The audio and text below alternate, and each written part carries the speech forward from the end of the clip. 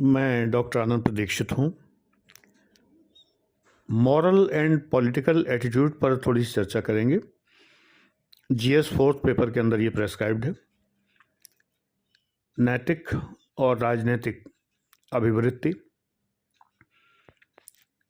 दोनों बातें वैसे अलग अलग हैं। मॉरल एटीट्यूड अलग है, पॉलिटिकल एटीट्यूड अलग है। मॉरल एटीट्यूड ज़ीरो नहीं होना चाहिए, मॉरली न्यूट्रल नहीं होना चाहिए हम, लेकिन पॉलिटिकली न्यूट्रल होना चाहिए। तो सबसे पहले पॉलिटिकल एटीट्यूड की बात करते हैं।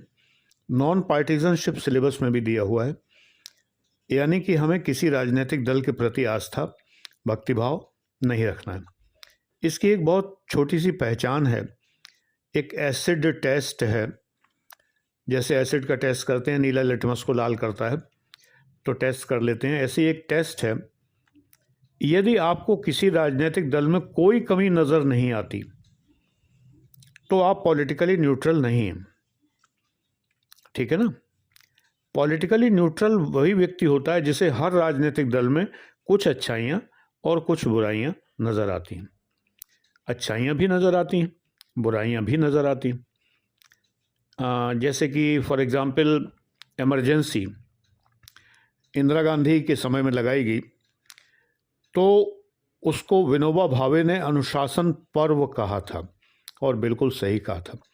कार्यालयों में बिल्कुल भी घूसखोरी नहीं चलती थी। मैं प्रत्यक्षदर्शी हूँ। 1975 में मैं एमएससी में पढ़ता था और उस वक्त मैंने अपने पिताजी के पेंशन वगैरह के काम करवाए थे।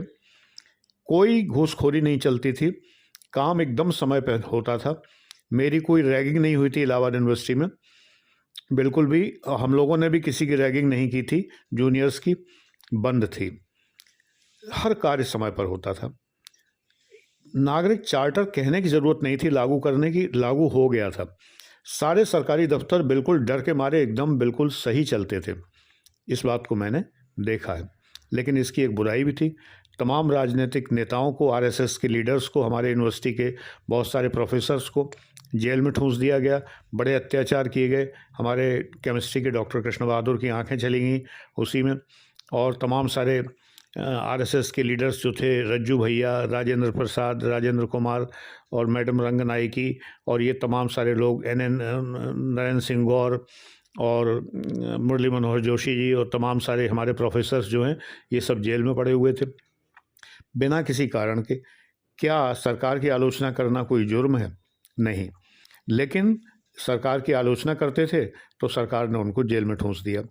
ये इमरजेंसी का नकारात्मक पक्ष था, जिसे बहुत सारे लोगों ने अपने लेखों में, अपनी फिल्मों में डाला तो उनके साथ बड़े अत्याचार किए गए, बहुत ज़्यादा अत्याचार किए गए। उनकी फिल्में जला दी गईं, उनके लेख बंद कर दिए गए, अखबारों पर सेंसर हो गया। तो यानी यदि मुझे इमरजेंसी में कुछ अच्छाइयाँ नज़र आती हैं, कुछ बुराइयाँ नज़र आती हैं, यदि मुझे कांग्रेस के कृत्यों में कुछ अच्छाइयाँ, कुछ बुराइयाँ नज़र आती हैं, तो मैं पॉलिटिकली न्यूट्रल हूँ। यदि मुझे लगता है कि आम आदमी पार्टी ने स्कूलों के लिए बहुत अच्छा कार्य किया है, मोहल्ला क्लिनिक खोले, अच्छा किया है, और लेकिन मुझे उनकी एक कमी भी नज़र आती है कि वे मुफ्त की रेवड़ियाँ बहुत बांट रहे हैं, जिसको कि भाजपा ने रेवड़ियाँ शब्द कहा है, तो वो बांट रहे हैं। इतना मुफ्त खिलाना ठीक नहीं है। जनता को इतने मुफ्त की चीज़ों के लालच देकर वोट बटोरना उचित नहीं है। तो आप पॉलिटिकली न्यूट्रल हैं। अगर उनकी अच्छाई भी नज़र आती है, बुराई भी नज़र आती है। भाजपा सरकार में मोदी जी के समय में यदि 370 ख़त्म हुई है, राष्ट्रीय जनसंख्या रजिस्टर रखा जाने की बात की जा रही है, तो बहुत अच्छी बात है, ये सब ठीक है। लेकिन जीएसटी ठीक नहीं लगा, लेकिन नोटबंदी ठीक नहीं हुई। तो हमें अच्छाई भी नज़र आए, बुराई भी नज़र आए, दोनों बातें।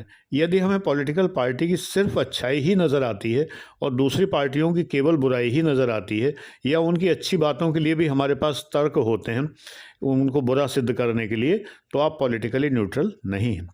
पॉलिटिकली न्यूट्रल होना चाहिए। मैं तो हूँ, पूरी तरह पॉलिटिकली न्यूट्रल हूँ, और सबसे बड़ा प्रमाण ये है कि मैं किसी को वोट भी नहीं देता। यदि कंपलसरी हो जाएगा वोट देना तो बात अलग है, लेकिन जब तक कंपलसरी नहीं है, मैं नोटा भी दबाने नहीं जाता। मुझे इसलिए नहीं, नोटा का मतलब है कि कोई कैंडिडेट फिट नहीं है, मुझे लगता है कोई राजनीतिक दल ही फिट नहीं है, तो मैं किसी को वोट नहीं देता। एनीवे, पॉलिटिकल न्यूट्रलिटी इसका सीधा सीधा अर्थ ये है कि आप किसी एक राजनीतिक दल के भक्त या गुलाम ना हो। ये है पॉलिटिकल न्यूट्रलिटी। अब जो दूसरे प्रकार की एटीट्यूड है हमारा, जो मॉरल एटीट्यूड है, वो क्या होना चाहिए? मॉरल एटीट्यूड क्या होना चाहिए, इसके लिए बहुत आसान टेस्ट है। मैंने टेस्ट बताया ना, पॉलिटिकल का टेस्ट मैंने बता दिया, अब मैं मॉरल का टेस्ट बता रहा हूँ कि मॉरल एटीट्यूड क्या होना चाहिए। अंतरात्मा की आवाज़, यानी जिस किसी भी निर्णय लेते समय जब आपके सामने कोई विकल्प उपलब्ध हों, जब आपके सामने कोई ऑप्शंस अवेलेबल हों कि मैं ये करूं या वो करूं, तो आपको अंतरात्मा की आवाज़ सुनाई देनी चाहिए कि ये करो। ठीक है ना?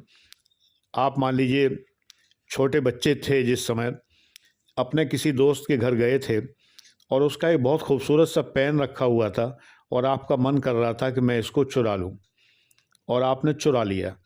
लेकिन आपकी अंतरात्मा अंदर से कह रही थी कि चोरी करना ठीक नहीं है, लेकिन आपने उसकी आवाज़, अंतरात्मा की आवाज़ को नहीं सुना और न सुन के आप उसको चोरी कर लाए, है ना? तो ये मॉरल एटीट्यूड गलत हुआ आपका। मॉरल एटीट्यूड सही कब होता? जब आप अंतरात्मा की आवाज़ सुनते। कभी कभी कन्फ्लिक्ट हो जाता है। एक भिखारी बहुत दीन दशा में, चौराहों पर गाड़ी रुकती है, तमाम भिखारी आ जाते हैं, मैं तो नहीं देता। उनका प्रोफेशन है, सुबह शाम तक बहुत पैसा कमाते हैं, वो यही करते रहते हैं, ये उनका काम है। जैसे कोई ऑफिस में काम करता है, ऐसे ही वो चौराहे पे काम करते हैं, कमा रहे हैं। मुझे उन पर दया नहीं आती है। मेरी अंतरात्मा ये नहीं कहती कि इसको दे दो, क्योंकि मुझे लगता है ये तो सुबह शाम तक है, कमा ही रहा है और अच्छा खासा कमा रहा है, तो इसको नहीं देते, मैं नहीं देता। अब इसको कोई कहे आप क्यों नहीं देते, वो तो बहुत दीन दरिद्र है, वो बच्चे को गोद में लिए हुए, बच्चे किराए पे मिलते हैं। स्थितियाँ ये हैं कि बच्चे किराए पे मिलते हैं। दुखी दिखाई देने के लिए बच्चों को ये लोग चुटकी काट के रुलाती भी हैं औरतें, जानबूझ के, कि रोते हुए बच्चे को कंधे से चिपकाए हुए भीख मांग रही हैं। इन लोगों को मैं भीख नहीं देता। मेरी अंतरात्मा ये कहती है कि ये लोग जो है गलत हैं और ये समाज पर कलंक है।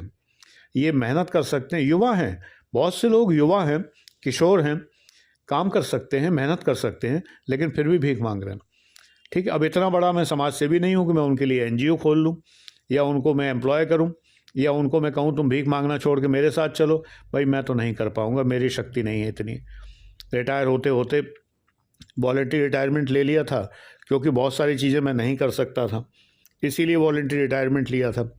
अब ये कहो कि रिटायरमेंट के बाद मैं जो 70 साल का होने जा रहा हूँ, अब मैं एनजीओ खोलूँ और भिखारियों को समेटूँ, तो मेरे बस का नहीं। I am sorry. तो आपका भी मॉरल एटीट्यूड क्या होना चाहिए? अंतरात्मा जब आपकी कचोटे, जब अंतरात्मा आपकी कहे कि ऐसा करो, तो आप वैसा कर सकें। अब मैं आपको एक एग्जाम्पल दे रहा हूँ जिसमें अंतरात्मा की आवाज़ आप अगर गलत तरीके से सुनेंगे तो फंस जाएंगे। आईएएस में आया हुआ क्वेश्चन है, जीएस 4th पेपर में। आप किसी ज़िले के कलेक्टर हैं, एक महिला का फ़ोन आपके पास आता है और वो चीख रही है, चिल्ला रही है, रो रही है और कह रही मुझे बचाइए, मेरा हस्बैंड मुझे मार डालेगा, आप तुरंत मेरे घर आइए और मुझे बचा लीजिए। आप दौड़ के वहाँ पहुँचते हैं और वो महिला अपने कपड़े फाड़ लेती है और आपके ऊपर रेप का आरोप लगा देती है, आपकी नौकरी जाती है, सब कुछ चला जाएगा। ये नहीं लिखा था क्वेश्चन में केवल सिचुएशन लिखी थी और पूछा गया था आप क्या करेंगे। आपकी अंतरात्मा कह रही है कि एक महिला दुखी है, कलेक्टर से गुहार लगा रही है और कलेक्टर को वहाँ पहुँचना चाहिए। नहीं, बिल्कुल नहीं पहुँचना चाहिए, कतई नहीं पहुँचना चाहिए, ये तो पुलिस केस है। आप तुरंत एसएसपी को डायरेक्ट करेंगे कि वो अपने अधीनस्थ थाने को इन्फॉर्म करें और वो थाना इंचार्ज जो है पुलिस फोर्स भेजेगा वहाँ पर और जांच करवाएगा। और बहुत सारे लोग जाएंगे, चूँकि महिला की बात है तो महिला पुलिस भी साथ जाएगी। बीइंग कलेक्टर आप वहाँ नहीं जाएंगे, क्योंकि हो सकता है वो महिला आपको फंसा दे, हो सकता है वो महिला सच में प्रताड़ित हो, सच में दुखी हो, ये भी हो सकता है। आप जाएं, उसकी जान बच जाए, ये भी हो सकता है। लेकिन दूसरी तरफ ये भी हो सकता है उसका हस्बैंड आपके ऊपर आरोप लगा दे, या वो महिला ही आपको फंसा दे, या कोई आपसे जो जिसको आपने कभी दंडित किया हो, वो माफिया, वो डॉन, वो ख़तरनाक लोग आपको फंसाने के लिए ये जाल रच रहे हों। वो महिला आपके जाते ही अपने कपड़े फाड़ के चिल्लाने लगे कि ये बलात्कार का प्रयास कर रहे थे, ये भी हो सकता है। तो इसलिए यहाँ पर अंतरात्मा की आवाज़ बड़ी सतर्कता से सुननी है। और इसके लिए मैं एक सूत्र 1000 बार बता चुका हूँ आप लोगों को, इमोशन नहीं, emotional intelligence. Moral aptitude, moral attitude का अर्थ मॉरल एटीट्यूड जो है ना, इसका अर्थ ये नहीं है कि आप भावनाओं में पड़ जाएं। मॉरल एटीट्यूड का अर्थ ये है कि आप भावनात्मक बौद्धिकता से काम लें, इमोशनल इंटेलिजेंस से काम लें। Not emotions but emotional intelligence. मेरी ये बात याद रखिए, सुखी होइए, सफल होइए। एक बहुत छोटा सा बैच है, मात्र 4,900 का, आप ले सकते हैं। इतने फैक्ट्स हैं कि आपके रजिस्टर भर जाएंगे और आप कहेंगे कि वास्तव में 4,900 में इतना ज्ञान नहीं मिल सकता। इसको फैक्ट फाइल बैच कहते हैं। इसमें history, geography, economics, general science, constitution और बहुत सारी चीज़ें, और सीसेट के बारे में बहुत कुछ, ये तमाम सारी चीज़ें हैं। 6 महीने का बैच है, हफ्ते में 3 वीडियोज़ हैं, ये आपको मिलते हैं। इसको आप ले सकते हैं। इकट्ठे वीडियो आपको दे दिए जाते हैं एक साथ हर महीने, और उन वीडियोस को आप देखें। आपको चेक करने की अनुमति भी है और अनलिमिटेड करंट अफेयर्स आपको मिलते हैं। पिछले 1 साल के करंट अफेयर लमसम मिल जाएंगे आपको, पूरे पूरे छपे हुए, लिखे हुए, और उसके आगे लगातार जीवन भर मिलते रहेंगे। जब तक मैं हूँ तब तक ये करंट अफेयर आपको मिलते रहेंगे। इससे ज़्यादा और क्या मिल सकता है 4,900 में। जानकारी के लिए व्हाट्सएप नंबर 95 40 49 74 15 9540497415। याद रखिए, किसी कोचिंग से मेरी तुलना नहीं है। सारी कोचिंग्स में वो लोग पढ़ाते हैं जो कभी सेलेक्ट नहीं हुए। मैं 4 बार पीसीएस में सेलेक्टेड हूँ। आईएएस की उम्र निकल चुकी थी मेरी जब मैं बैठा सिविल सर्विसेज में, तो मैं लगातार यूपी पीसीएस में 3 बार, 1 बार एमपी पीसीएस में फाइनली सेलेक्टेड अधिकारी हूँ, और असिस्टेंट कमिश्नर रहा, ट्रेजरी ऑफिसर रहा, प्रोफेसर रहा, और अब आपको पढ़ा रहा हूँ 7 साल से फ्री, बिल्कुल फ्री इस चैनल पर। God bless you.